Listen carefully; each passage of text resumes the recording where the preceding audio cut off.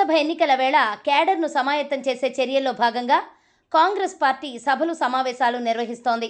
ఈ మేరకు శనివారం విశాఖలో భారీ బహిరంగ సభకు ఏర్పాట్లు చేసింది.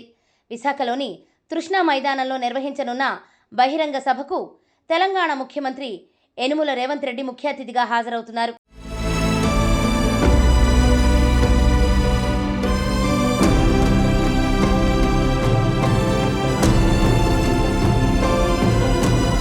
న్యాయ సాధన సభ పేరుతో నిర్వహిస్తోన్న ఈ బహిరంగ కార్యక్రమానికి రేవంత్తో పాటు ఏపీ కాంగ్రెస్ పార్టీ రాష్ట్ర వ్యవహారాల in charge Manickam Thakur, AP PCC chief YS Sharmila, CWC సభ్యులు ఎన్ రఘువీరారెడ్డి, గిడుగు రుద్రరాజు, కేంద్ర మాజీ మంత్రులు పల్లన్ రాజు, జేడీ శీలం, మాజీ ఎంపీ కేవీ రామచంద్రరావు తదితర కీలక నాయకులు హాజరు కానున్నారు.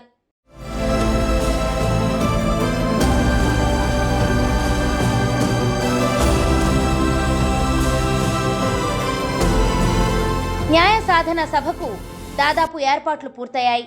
ఈ ఏర్పాట్లను సిడబ్ల్యూసీ సభ్యుడు గిడుగు రుద్రరాజు శనివారం ఉదయం పరిశీలించారు.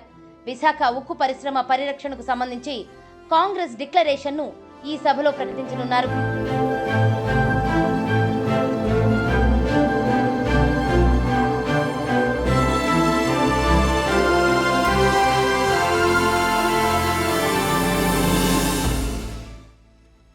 తెలంగాణ సీఎం రేవంత్ రెడ్డి ప్రత్యేక విమానంలో విశాఖ ఎయిర్పోర్టుకు చేరుకుని అక్కడి నుంచి సాయంత్రం 4 గంటలకు సభా ప్రాంగణానికి వెళతారు. తెలంగాణ ముఖ్యమంత్రిగా రేవంత్ రెడ్డి బాధ్యతలు స్వీకరించిన తర్వాత మొదటిసారిగా ఏపీకి విచ్చేస్తున్నారు. ఈ నేపథ్యంలో ఆయనకు భారీ ఎత్తున స్వాగతం పలికేందుకు కాంగ్రెస్ పెద్దలు ఏర్పాట్లు చేశారు. విమానాశ్రయం నుంచి సభా ప్రాంగణం వరకు భారీ ఎత్తున ఫ్లెక్సీలను ఉంచారు.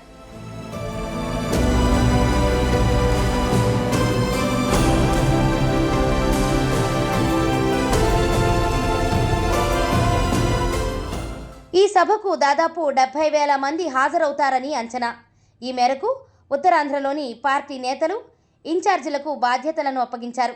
ఒక్కో నియోజకవర్గం నుంచి కనీసం 2,000 మందిని తీసుకురావాలని నిర్దేశించారు.